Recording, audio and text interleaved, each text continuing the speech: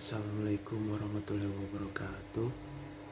Sebelumnya yang saya hormati dosen pengampu mata kuliah Bahasa Indonesia Bapak Ahmad Syaiful Rahman MPD. Saya Irfan Fatur Rahman izin mengumpulkan tugas UTS mata kuliah Bahasa Indonesia. Di sini saya akan mengulas materi mengenai diksi, kalimat efektif, serta paragraf. Yang pertama, diksi. Diksi adalah pilihan kata yang tepat dan selaras dalam penggunaannya untuk mengungkapkan sebuah gagasan sehingga diperoleh suatu tertentu. Atau dalam artian pemilihan kata agar menjadi efektif. Dalam Kamus Besar Bahasa Indonesia, diksi diartikan sebagai pilihan kata yang tepat dan selaras dalam penggunaannya untuk mengungkapkan gagasan sehingga diperoleh efek tertentu seperti yang diharapkan. Pilihan kata yang dimaksud mencangkup pengertian kata untuk menyampaikan ide gagasan. Kata yang digunakan harus dapat diterima dan dipahami oleh orang lain. Kemudian ada jenis makna. Yang pertama ada makna denotatif. Makna denotatif ialah makna sebenarnya, makna yang sesuai dengan hasil observasi menurut penglihatan, penciuman, pendengaran, perasaan, atau pengalaman lainnya. Jadi makna denotatif ini menyangkut informasi faktual objektif. Karena itu, makna denotatif sering juga disebut istilah makna sebenarnya.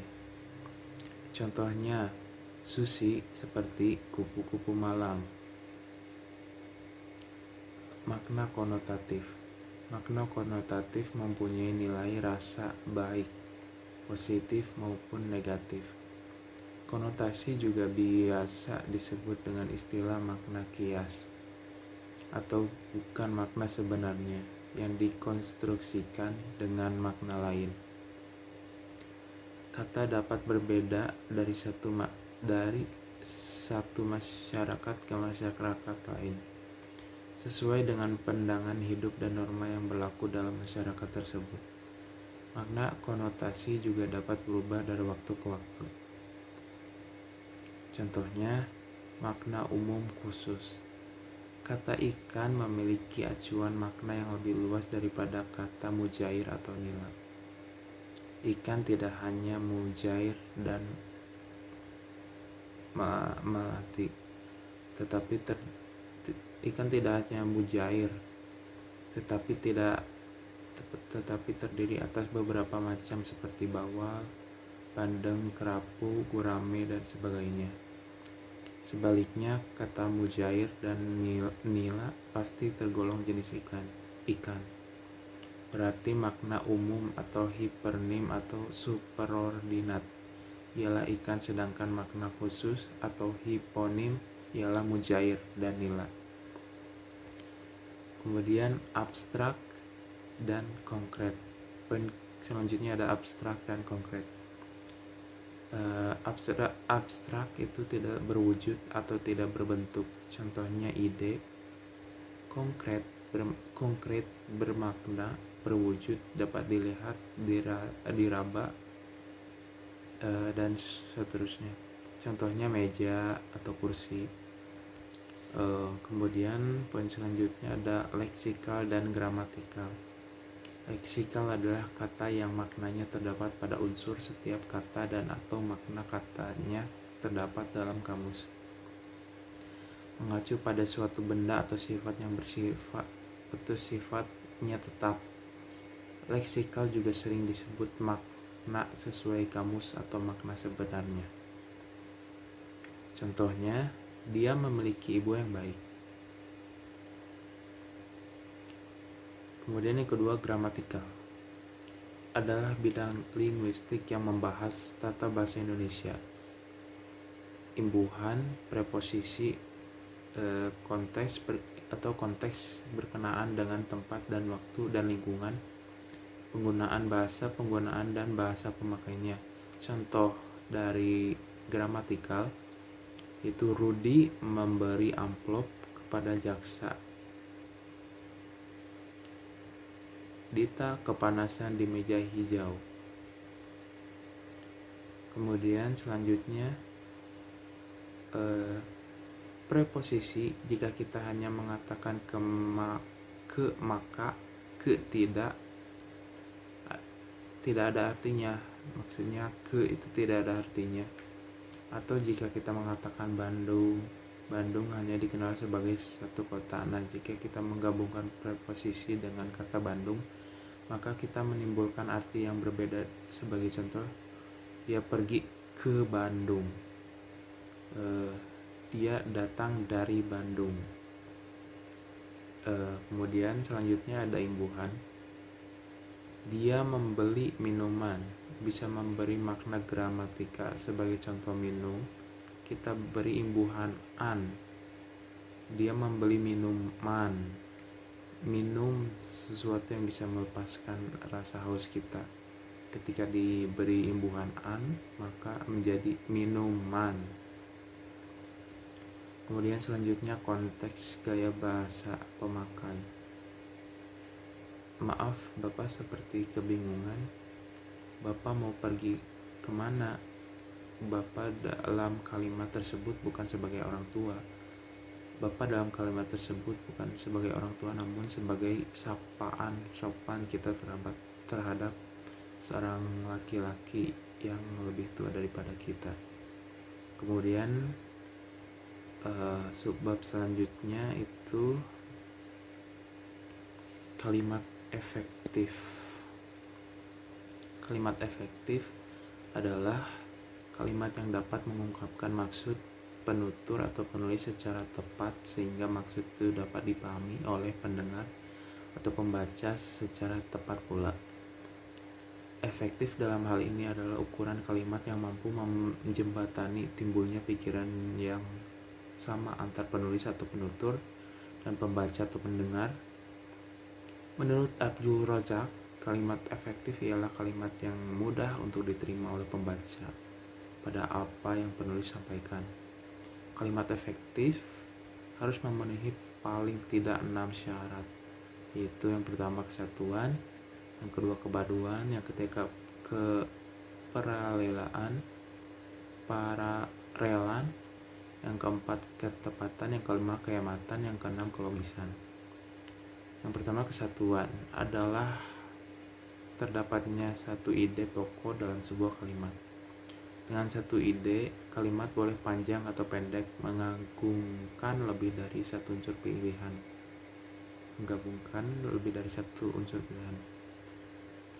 Contoh kalimat yang tidak jelas kesatuan gagasannya seperti pembangunan masjid baru, pihak yayasan dibantu oleh bank yang memberikan kredit. Dalam kalimat tersebut terdapat subjek ganda dalam satu kalimat. Sedangkan contoh kalimat yang jelas kesatuan gagasannya adalah pihak yayasan dibantu oleh bank yang memberi kredit untuk membantu masjid baru. Kemudian yang kedua, kepaduan atau koherensi adalah terjadinya hubungan yang padu antara unsur-unsur pembentuk kalimat, yang termasuk unsur pembentuk kalimat fakta, frasa, klausa, tanda baca, dan fungsi sintaksis SPOK.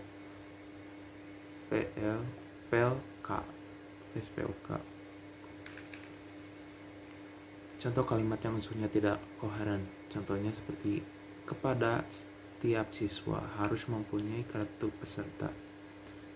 Dalam kalimat tersebut tidak mempunyai subjek atau subjeknya tidak jelas.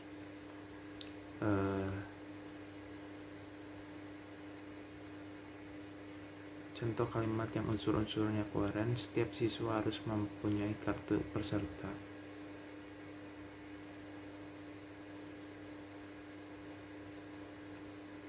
Ketetapan adalah kesesuaian atau kecocokan pemakaian unsur-unsur yang membentuk suatu kalimat sehingga tercipta pengertian yang bulat dan pasti. Contohnya, penulisan kalimat yang tidak memperhatikan faktor ketepatan, yaitu siswa itu belajar dari pagi hingga sore. Dalam kalimat tersebut salah dalam pemakaian kata sehingga seharusnya. Contoh penulisan kalimat yang memperhatikan faktor ketepatan yaitu siswa itu belajar dari pagi sampai sore. Kemudian yang selanjutnya kehematan. Kehematan ialah adanya upaya menghindari pemakaian kata yang tidak perlu.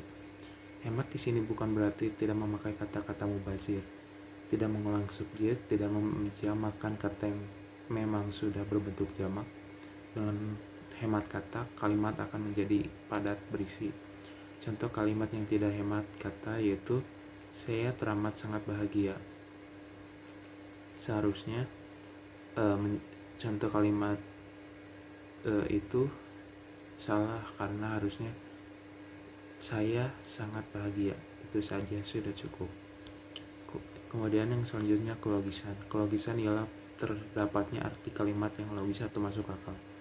Logis dalam hal ini juga menuntut adanya pola pikir yang sistematis atau runtut teratur dalam perhitungan angka dan penomoran. Sebuah kalimat yang sudah benar strukturnya, sudah benar pula pemakaian tanda baca, kata dan atau frasanya dapat menjadi salah jika maknanya lemah dari segi logika berbahasa.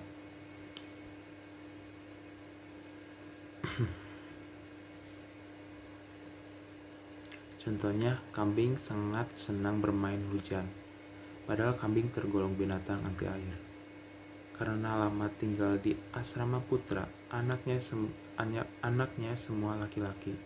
Tidak ada hubungan tinggal di asrama putra dengan punya anak laki-laki. Selanjutnya, yang terakhir materinya adalah fungsi dan jenis paragraf. Paragraf adalah suatu gagasan yang berbentuk serangkaian kalimat yang saling berkaitan satu sama lain. Nama lain dari paragraf ialah wacana mini. Kegunaan dari paragraf adalah untuk menjadi penanda dimulainya topik baru dan memisahkan gagasan-gagasan utama yang berbeda. Adapun pengertian dari beberapa ahli seperti salah satunya menurut Ramlan, paragraf merupakan bagian dari suatu kalimat yang tersusun atas sejumlah pilihan kata yang membentuk kalimat. Kalimat tersebut tersusun rapi dan menggunakan kesatuan informasi berdasarkan acuan ide pokok atau gagasan yang terkandung di dalamnya.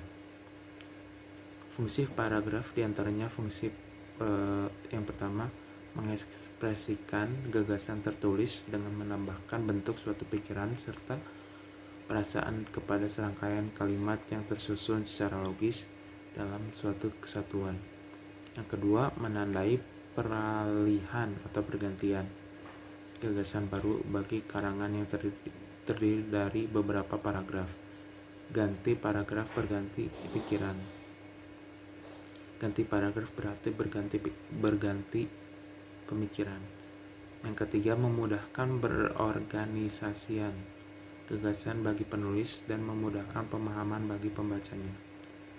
Yang keempat, memudahkan pengembangan topik karangan ke dalam satuan unit pikiran yang lebih kecil.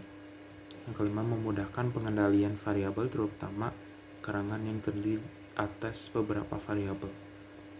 Kemudian ada syarat-syarat paragraf. Yang pertama, kesatuan paragraf.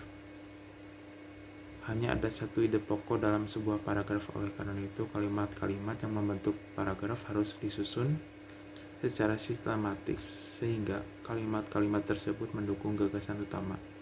Jika ada kalimat yang tidak mendukung gagasan utama, maka disebut kalimat sumbang. Paragraf dianggap mempunyai kesatuan jika kalimat-kalimat dalam paragraf itu tidak terlepas dari topiknya atau selalu relevan dengan topik. Jadi dapat disimpulkan bahwa kesatuan dalam sebuah paragraf itu kalimatnya harus saling berkaitan yang membentuk satu kesatuan dan hanya terdapat satu gagasan pokok. Kemudian ada kepaduan paragraf, koherensi. Syarat kedua yang harus dipenuhi oleh sebuah paragraf ialah koherensi atau kepaduan. Koherensi kalimat-kalimat dalam paragraf dihasilkan dari susunan yang logis dan sistematis. Hal ini ditunjukkan dengan adanya kata penghubung antar kalimat yang mendukung gagasan pokok. Kepaduan antar kalimat dalam paragraf itu meliputi dua macam, yaitu kepaduan bentuk dan kepaduan makna. Yang ketiga itu kelengkapan. Syarat ketiga pembentuk paragraf yang baik adalah adanya kelengkapan. Kelengkapan paragraf ini diperlukan sebagai informasi yang disampaikan dapat tuntas. Untuk itu, kalimat pendukung harus dapat memberikan kejelasan kalimat topik. Paragraf dapat dikatakan memiliki kelengkapan jika kalimat topiknya dapat dikembangkan dengan pendukung yang cukup. Kemudian ada struktur paragraf. Dalam pengertian paragraf, kita mengetahui bahwa paragraf tentunya terdiri dari beberapa kalimat. Kalimat tersebut yaitu kalimat utama dan kalimat penjelas. Kalimat utama adalah kalimat yang membuat ide pokok atau gagasan utama.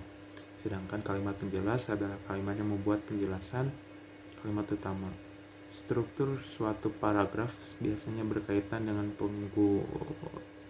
pengurutan letak kalimat utama dan kalimat penjelas.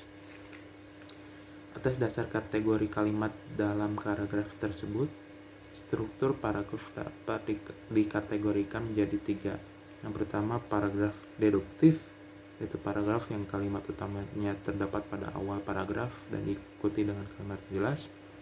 Yang kedua, paragraf induktif, yaitu paragraf yang kalimat utamanya terdapat di akhir paragraf dan didahului dengan kalimat penjelas. Yang ketiga, paragraf campuran, merupakan gabungan dari deduktif dan induktif. Yang keempat, paragraf tanpa kalimat utama, paragraf narasi, yaitu paragraf yang tidak memiliki kalimat pokok namun memiliki ide pokok, bisa terdapat di teks cerita dan berbentuk deskripsi. Kemudian ada unsur-unsur paragraf. Untuk membuat paragraf yang sistematis dan logis, ada 4 unsur yang terkandung, yaitu transisi, kalimat utama, kalimat penjelas, dan kalimat penegas. Transisi adalah mata rantai penghubung antar paragraf. Transisi berfungsi sebagai penghubung jalan pikiran dua paragraf yang berdekatan. Oleh karena itu, dapat dikatakan bahwa transisi merupakan penunjang koherensi dan kesatuan antara bab, subbab, dan antar paragraf dalam satu karangan. Kehadiran transisi dalam paragraf tergantung pada pertimbangan pengarang. Wujud transisi dapat berupa kata, kelompok kata, kalimat, atau paragraf pendek.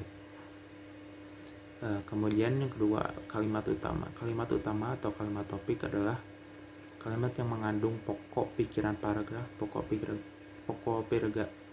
pikiran itu dituangkan dalam satu kalimat di antara kalimat-kalimat lain yang terdapat dalam sebuah paragraf.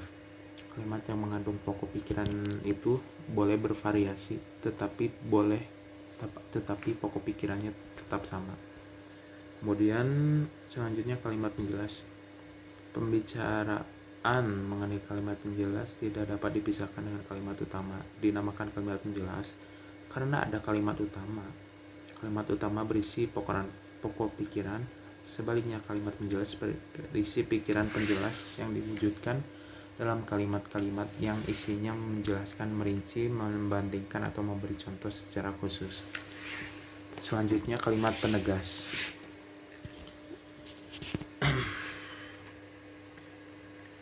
Kalimat penegas adalah kalimat yang digunakan untuk memperjelas informasi atau menyimpulkan kalimat yang mendahulunya.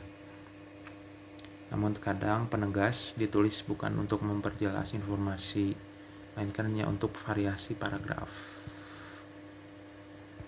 Kemudian materi yang terakhir ini materi terakhir dalam sebuah paragraf, ada jenis paragraf.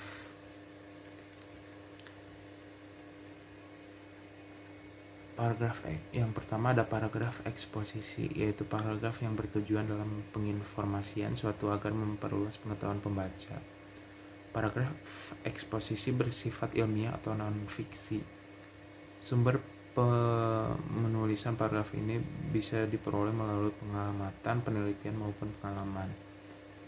Cirinya yang pertama berusaha mengungkapkan sesuatu, yang kedua gaya penulisan bersifat informatif, yang ketiga informasi yang digunakan sebagai alat untuk memperjelas suatu fakta masalah. Kedua, deskripsi berisi ilustrasi tentang suatu objek atau suatu keadaan fakta dengan melibatkan kesan indera. Paragraf ini bertujuan untuk menyampaikan impresi pada pembaca terhadap objek, gagasan, daerah, insiden, serta yang lainnya yang ingin disampaikan penulis. Ciri-ciri paragraf deskripsi itu yang pertama, mendeskripsikan dilakukan menggunakan panca indera antara lain penglihatan, pendengaran, penciuman, pendengaran, atau indera peraba. Kedua, isinya mendeskripsikan suatu benda, daerah, makhluk hayati atau sesama eksklusif. Yang ketiga, orang-orang yang membuat ikut merasakan apa yang tertulis. Yang ketiga, paragraf persuasi merupakan paragraf yang berisi ajakan. Paragraf persuasi bertujuan untuk membujuk pembaca supaya ingin melakukan sesuatu dengan harapan penulisnya, yang berarti bila penulis ingin mencapai tujuannya, penulis harus bisa memberikan bukti, data, informasi. Cirinya harus mempengaruhi pembaca agar pembaca percaya. Yang kedua, membentuk persesuaian melalui kepercayaan antara penulis dan pembaca. Ketiga, paragraf argumentasi yang berisi pembahasan atas pendapat penulis mengenai suatu hal yang disertai dengan bukti, penjelasan, contoh, atau alasan yang kuat serta meyakinkan dengan maksud supaya pembaca bisa terpengaruh. Cirinya, satu, mengandung bukti dan kebenaran. Kedua, alasan kuat. Tiga, menggunakan bahasa denotatif. Yang keempat, analisis rasional berdasarkan fakta. Kemudian yang terakhir itu ada paragraf narasi. Narasi merupakan gaya penggunaan yang bertujuan menceritakan atau mengisahkan rangkaian kejadian atau peristiwa, baik peristiwa kenyataan maupun peristiwa kerekaan atau pengalaman hidup berdasarkan perkembangannya dari waktu ke waktu sehingga tampak seolah-olah pembaca mengalami peristiwa itu sendiri. Ciri utama paragraf narasi ini adalah gerak atau perubahan dari keadaan suatu waktu menjadi keadaan yang lain pada waktu berikutnya melalui peristiwa-peristiwa yang berangkaian. Mungkin sekian yang bisa saya sampaikan, mohon maaf jika ada kesalahan. Billahi taufiq wal hidayah. Wassalamualaikum warahmatullahi wabarakatuh.